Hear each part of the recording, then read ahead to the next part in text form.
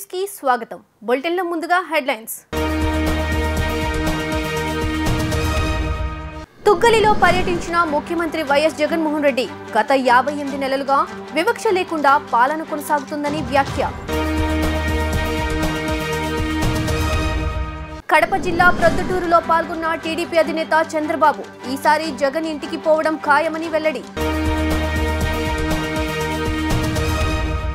ఓటమి భయంతో మంగళగిరిలో నారా లోకేష్ హింసాత్మక ఘటనలు జరుగుతున్నాయని ఆగ్రహం వ్యక్తం చేసిన ఎమ్మెల్యే ఆళ్ల రామకృష్ణారెడ్డి. గతంలో లంచాల పాలన ఉండేదని, గత 58 నెలలుగా వివక్ష లేకుండా పాలన కొనసాగుతుందని ముఖ్యమంత్రి వైఎస్ జగన్మోహన్ రెడ్డి చెప్పారు. ఈ 58 నెలల పాలనలో గ్రామాల్లో అభివృద్ధి జరిగిందని అన్నారు. తుగ్గలి, రాతన పరిధిలో 10,000 జనాభా ఉందని, ఈ 2 గ్రామాల సచివాలయాల పరిధిలో అక్కా చెల్లెమ్మల ఖాతాల్లోకి నగదు జమ చేశామని గుర్తు చేశారు. గతంలో ఏ పథకం కావాలన్నా లంచాలు అడిగే పాలన చూశారు.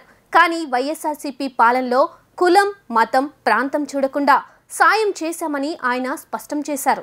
ఎన్నికల ప్రచారంలో భాగంగా మేమంతా సిద్ధం సీఎం జగన్ బస్సు యాత్ర తుగ్గలికి చేరుకుంది.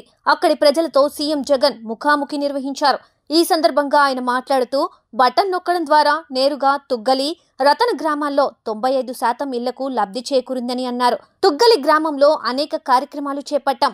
జగనన్న విద్యా దీవెన ద్వారా 2 గ్రామాలకు 2 కోట్లకు పైగా నిధులు అందించాం.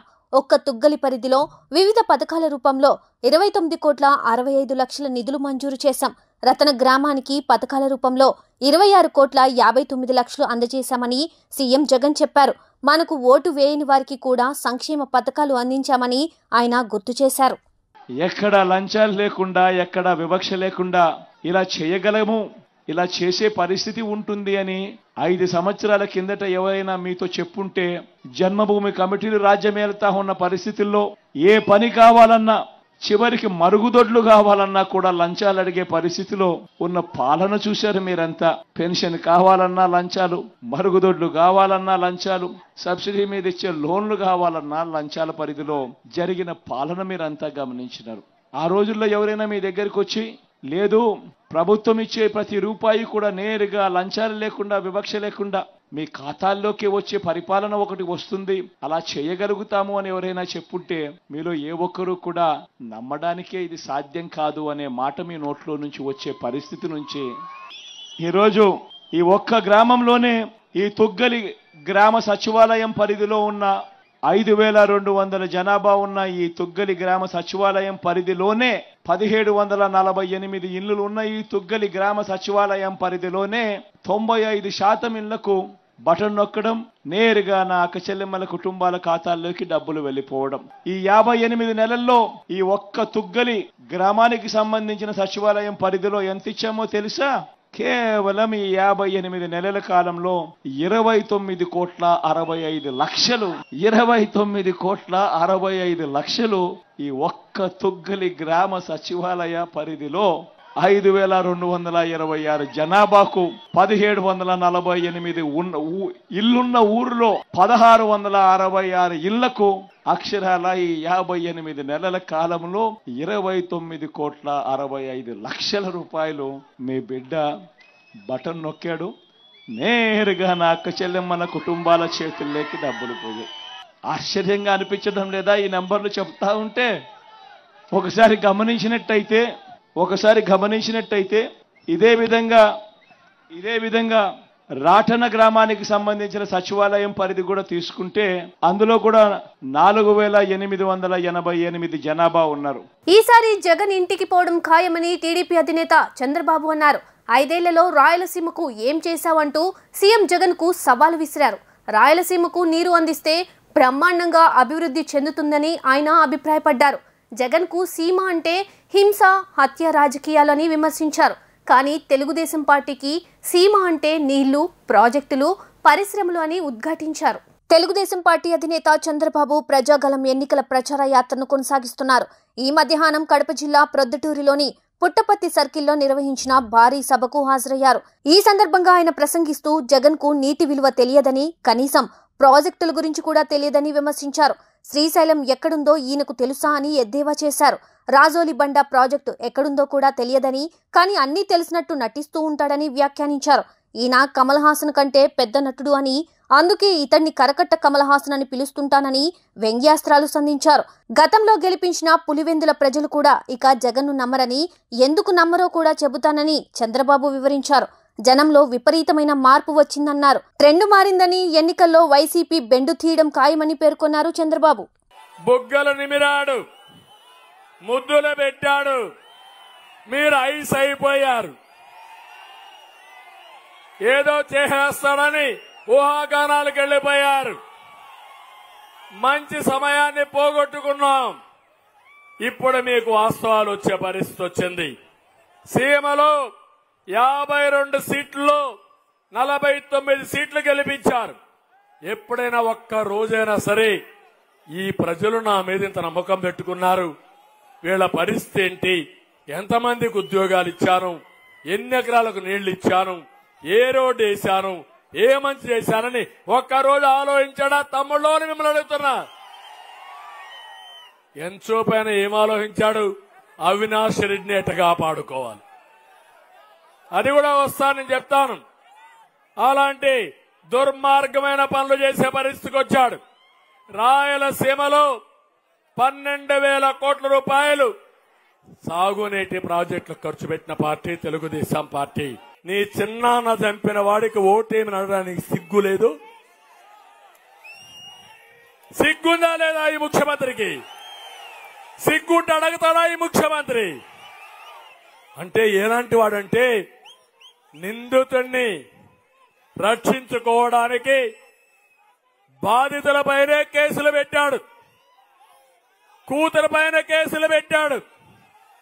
ఆ అమ్మాయి అడుగుతా ఉంది, మా నాన్నను ఎవరు చంపారో ప్రజలకు తెలిస్తే ఆయన చనిపోయి ఎక్కడున్నా ఆత్మకు శాంతి కలుగుతుంది. జగనన్న అనుబంధాల గురించి మాట్లాడుతున్నావు. చిన్నాను చంపితే బాధ లేదా నీకు? 5 ఏళ్లయింది, నన్ను మోసం చేస్తావని అడిగే పరిస్థితి వచ్చింది. ఏమంటారు తమ్ముళ్ళు మీరందరూ? ఇప్పుడు అడుగుతున్నా, ఊకెళ్ళి బాబాయ్, మీరు చెప్పండి, ఊకెళ్ళి బాబాయ్, ఊకెళ్ళి బాబాయ్ వస్తే చెప్పండి. నిందుడికి ఓటేయమని చెప్పండి, నిందితుడుండే పార్టీకి ఓటేయమని చెప్పవలసిందిగా మరొకసారి కడపలో మిమ్మల్ని అందరినీ కోరుతున్నా.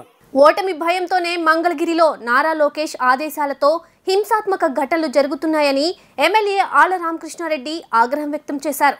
ప్రచార వాహనాన్ని ధ్వంసం చేసిన సంఘటనకు నారా లోకేష్ సంబంధం లేకపోతే బీసీలకు, మురుగుడు లావణ్యకు బేషరతుగా క్షమాపణలు చెప్పాలంటూ ఆయన డిమాండ్ చేశారు.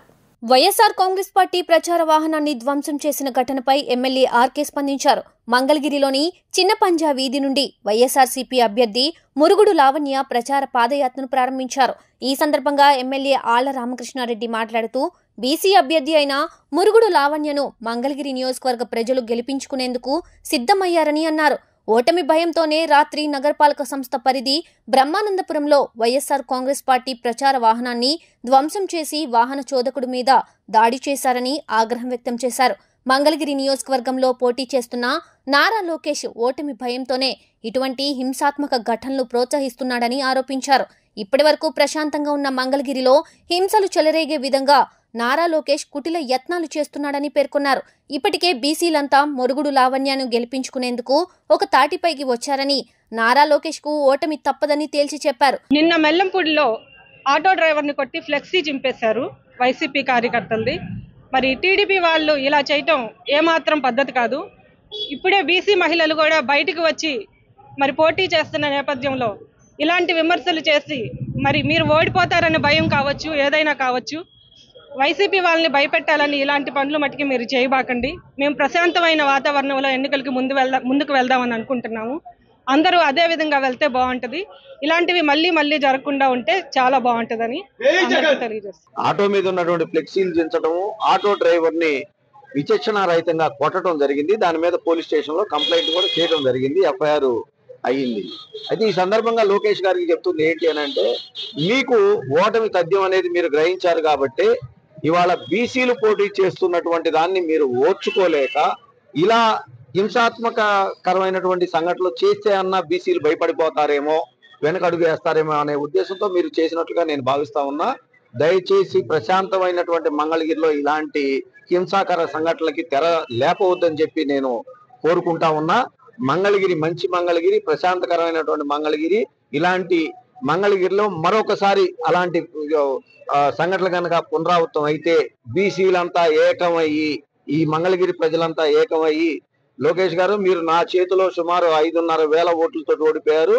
రేపు రాయబోయే రోజుల్లో 20-25 ఓట్లతోటి మిమ్మల్ని ఓడించేటట్టుగా ఇక్కడ బీసీలు సిద్ధమై ఉన్నారని చెప్పి నేను తెలియజేసుకుంటూ, మీరు నిజంగా ఈ పని చేయకపోతే బేషరతుగా క్షమాపణ చెప్పండి మా మురుగుడు లావణ్య గారికి, బీసీలకి. మేము ఇది మా వాళ్ళు చేసినటువంటి తప్పు, ఇక మేము ఇది పునరావృతం కాకుండా చూసుకుంటామని. రెండోది మేము చెబుతా ఉన్నాం, నేను కూడా చేతులు ముడుచుకొని కూర్చోలేదు.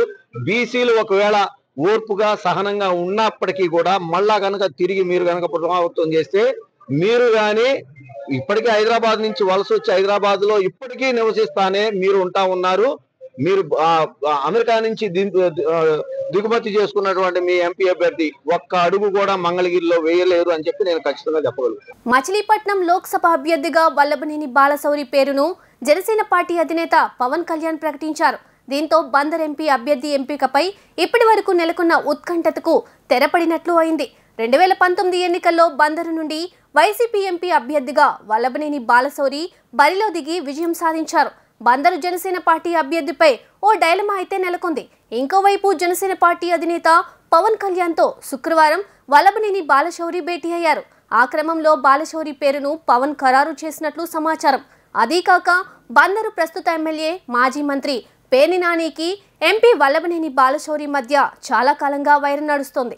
వైసీపీ ప్రచార వాహనంపై దాడి చేసిన తాటి అవినాష్పై కఠిన చర్యలు చేపట్టాలని మునగాల మల్లేశ్వరరావు డిమాండ్ చేశారు. గత ఎన్నికల్లో ఓటమి చవి చూసిన నారా లోకేష్ రానున్న ఎన్నికల్లో గెలిచేందుకు దౌర్జన్యం కుట్రలు చేస్తున్నారని ఆయన ఆరోపించారు. మంగళగిరి ఆటోనగర్లోని వైఎస్ఆర్ పార్టీ కార్యాలయంలో మీడియా సమావేశాన్ని నిర్వహించారు. ఈ సమావేశంలో మునగాల మల్లేశ్వరరావు మాట్లాడుతూ ఎన్నికలు సజావుగా సాగే మంగళగిరి నియోజకవర్గంలో హింసాత్మక ఘటనలు చోటు చేసుకోవడం బాధాకరమని అన్నారు. బ్రహ్మానందపురంలో వైఎస్ఆర్సీపీకి చెందిన ప్రచార వాహనాన్ని తెలుగుదేశం పార్టీ అభ్యర్థి దౌర్జన్యంగా ఫ్లెక్సీలు చించి డ్రైవర్ని కొట్టడాన్ని తీవ్రంగా ఖండించారు. మంగళగిరి నియోజకవర్గంలో నారా లోకేష్ ఓటమి భయంతోనే ఇలాంటి హింసాత్మక ఘటనలకు పాల్పడుతున్నారని ఆగ్రహం వ్యక్తం చేశారు. చంద్రబాబు అధికారంలో ఉన్నప్పుడు తెలుగుదేశం పార్టీ మంగళగిరిలో గెలిచిందే లేదని, ఓటమి భయంతోనే బీసీ మహిళ అయిన లావణ్యపై నారా లోకేష్ గెలిచేందుకు అడ్డదారులు వెతుక్కుంటున్నారని ఆరోపించారు. చైతన్యవంతమైన మంగళగిరి నియోజకవర్గ ప్రజలకు మోసపూరితమైన మాటలు నమ్మడానికి సిద్ధంగా లేరని అన్నారు. నేను అనేది ఏంటంటే, లోకేష్ ఇక్కడ ఓడిపోతున్నాననే ఒక ఫ్రస్ట్రేషన్లో ఇలాంటి పనులు చేపిస్తున్నాడని మేము అన్నాం. రెండోది, ఆయన చౌకబారు ప్రకటనలు చేస్తా ఉన్నాడు. మంగళగిరిని గచ్చిబౌలి చేస్తానంటున్నాడు. అసలు గచ్చిబౌలిలో ఎవరుంటారు? ఎంతంత సంపన్నులు ఉంటారు? మంగళగిరిని వాళ్ళకి అప్పచెప్పాలా? రెండోది, మంగళగిరిలో 20,000 మందికి ఇళ్ళు ఇస్తాను, ఇది అబద్ధపు మాట అని నేను చెప్తా ఉన్నాను. ఎందుకంటే జగన్మోహన్ రెడ్డి గారు 23,000 మందికి మంగళగిరిలో రాజధానిలో స్థలాలు ఇస్తే వాళ్ళు కోర్టుకు వెళ్ళకపోతే ఈ పార్టీ గృహప్రవేశాలు చేసేవాళ్ళు, పేదవాడి సొంతింటి కళ నెరవేరేది. కోర్టుకు వెళ్ళి ఆపిచ్చి ఇక్కడ ఎక్కడిస్తాడు? స్థలం ఎక్కడుంది? 500 ఎకరాలు అని మేము ప్రశ్నిస్తాం. రెండోది, ఆయన ఈ చెప్పిన మాటలు నమ్మటానికి కుప్పంలో 30 సంవత్సరాలు ఆయన ఎమ్మెల్యేగా ఉంటూ ముఖ్యమంత్రిగా ఉంటూ కుప్పం పంచాయతీని మున్సిపాలిటీగా మార్చుకోలేకపోయాడు చంద్రబాబు నాయుడు గారు. అక్కడ రెవెన్యూ డివిజన్ కూడా చేసుకోలేకపోయాడు. మంచినీళ్లు కూడా కుప్పానికి అందించలేకపోయాడు. ఈ 3 కార్యక్రమాలు జగన్మోహన్ రెడ్డి గారు అధికారంలోకి వచ్చిన తర్వాత చేశాడు. కుప్పం మున్సిపాలిటీ చేశాడు, రెవెన్యూ డివిజన్ చేశాడు, తాగునీరు చేశాడు. ఇలాంటి మాటలు చెబుతూ ఇక్కడ ఒక బీసీ మహిళ పైన ఆయన పోటీ చేస్తూ దౌర్జన్యాలు చేసి గెలవచ్చు అనుకుంటున్నాడేమో. మంగళగిరి గతంలో ఎన్టీ రామారావు ఉన్నప్పుడు ఎన్టీ రామారావు గారి గాల్లో ఒకసారి గెలిచారు. వామపక్షాల సపోర్టుతో ఒకసారి ఎంఎస్ఎస్ కోటేశ్వరరావు గారు, చంద్రబాబు నాయుడు వచ్చిన తర్వాత మంగళగిరిలో ఎప్పుడు కూడా ఎమ్మెల్యేగా గెలవలేదు. ఇక్కడ చాలా వామపక్ష భావాలు కలిగిన వాళ్ళు ఉన్నారు, సామ్యవాద పార్టీలు, ఇవన్నీ కూడా ఇక్కడ మంగళగిరిలో ఎక్కువ. మళ్ళీ కూడా వైసీపీ పాలనలో ఒక్క రూపాయి కూడా అవినీతి జరగలేదన్న సీఎం జగన్ వ్యాఖ్యలను జనసేన పీఏసీ చైర్మన్ నాదెండ్ల మనోహర్ ఖండించారు. వైసీపీ హయాంలో అన్ని పథకాలలో భారీ అవినీతి జరిగిందన్నారు. అవినీతిపై ఫిర్యాదు చేసేందుకు జగన్ ప్రభుత్వం ప్రవేశపెట్టిన టోల్ ఫ్రీ నంబర్కే 8 లక్షలకు పైగా ఫిర్యాదులు వచ్చాయని ఆయన తెలిపారు. మంగళగిరిలోని జనసేన కేంద్ర కార్యాలయంలో ఏర్పాటు చేసిన విలేకరుల సమావేశంలో జనసేన పీఏసీ చైర్మన్ నాదెండ్ల మనోహర్ మాట్లాడుతూ వైసీపీ పాలనలో ఒక్క రూపాయి కూడా అవినీతి జరగలేదన్న ముఖ్యమంత్రి జగన్ వ్యాఖ్యలను తిప్పికొట్టారు. వైసీపీ హయాంలో ప్రవేశపెట్టిన అన్ని పథకాల్లో భారీ అవినీతి జరిగిందని ఆరోపించారు. 2,000 కోట్లతో కొనుగోలు చేసిన 4 లక్షలకు పైగా గేదెలు ఏమయ్యాయని ప్రశ్నించారు. అవినీతిపై ఫిర్యాదు చేసేందుకు జగన్ ప్రభుత్వం ప్రవేశపెట్టిన 144000 కాల్ సెంటర్కు 8,03,612 ఫిర్యాదులు వచ్చాయని నాదెండ్ల తెలిపారు. ఆ ఫిర్యాదుల్లో 2,16,803 ఫిర్యాదులు మంత్రులు, వారి పేషీల్లో జరిగిన అవినీతిపై ఫిర్యాదులని ఆరోపించారు. ప్రతి సంవత్సరం ఒక ప్రెస్ కాన్ఫరెన్స్ ఏర్పాటు చేసి ఇన్ని కంప్లైంట్లు వచ్చినాయి, దీన్ని ఈ విధంగా మేము రిజాల్వ్ చేసాం, ఇంతమంది సస్పెండ్ చేసాం, ఇంతమంది డ్యూటీని తీసేసాం, వీళ్ళపైన చట్టపరమైన చర్యలు తీసుకున్నాం అనే వివరణ ఇవ్వాలి. కానీ జగన్మోహన్ రెడ్డి గారు ముఖ్యమంత్రి అయిన తర్వాత ఈ రోజు వరకు ఆ వివరణ ఇవ్వలేదు. అంటే 8,03,612 కంప్లైంట్లు వస్తే మీరు ఎవరిపైన ఏసీబీ కేసులు నమోదు చేశారండి? చిన్న చిన్న అధికారులు, మండల స్థాయి అధికారులు, లేదా ట్రాన్స్పోర్ట్ డిపార్ట్మెంట్లో ఉన్న చిన్న చిన్న అధికారులు, తహసీల్దార్ ఆఫీసులో పనిచేస్తున్న వాళ్ళు, రిజిస్ట్రేషన్ ఆఫీసులో పనిచేస్తున్న వాళ్ళు, వీళ్ళపైన మీరు దాడులు చేయించి ఏసీబీని ఉపయోగించారు.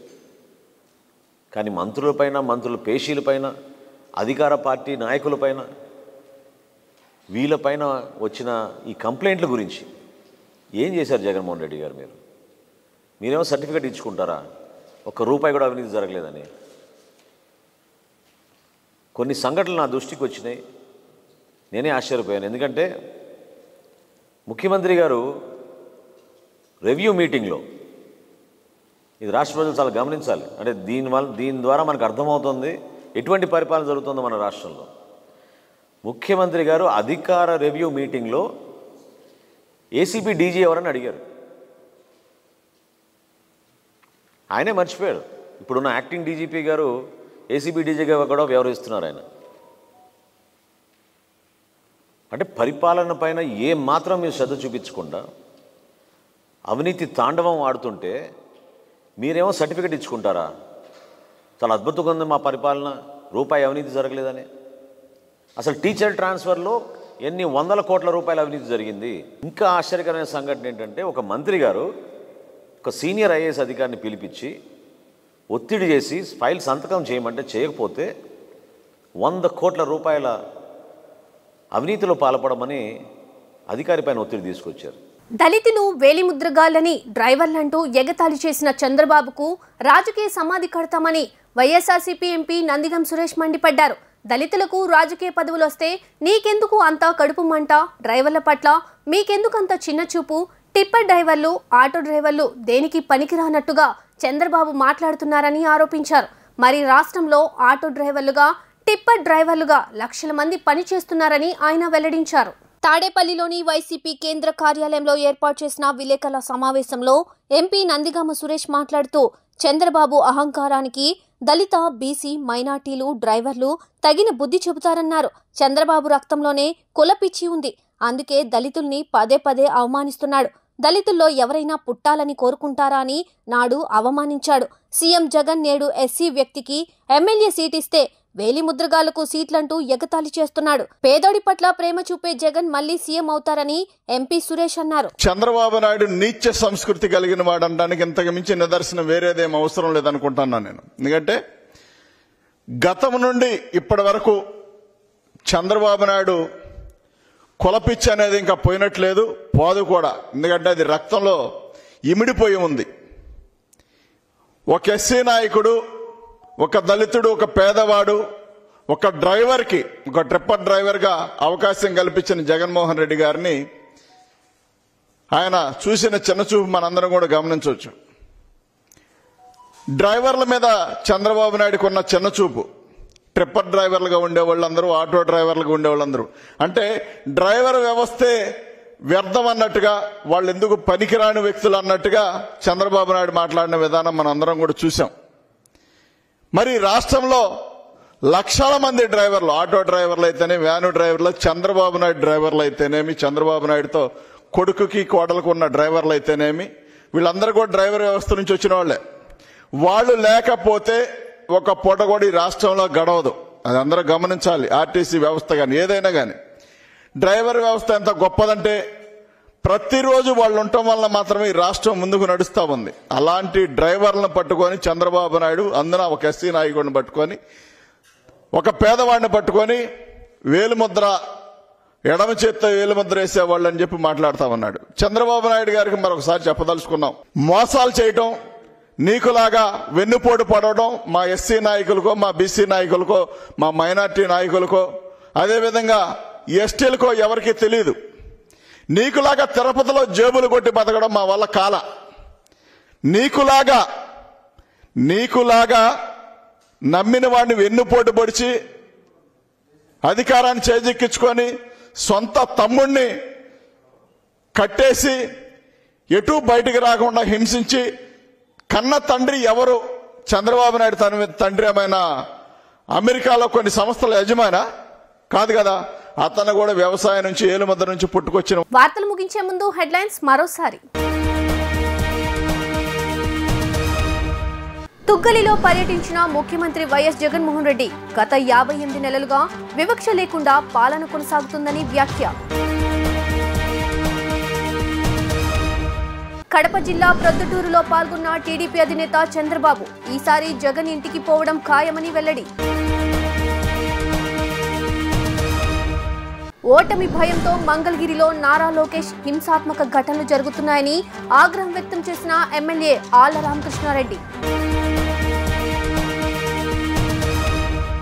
ఎల్టీవీ న్యూస్ ఇంతటితో సమాప్తం. తిరిగి మరో బులెటిన్లో మళ్ళీ కలుద్దాం. అంతవరకు సెలవు. నమస్కారం.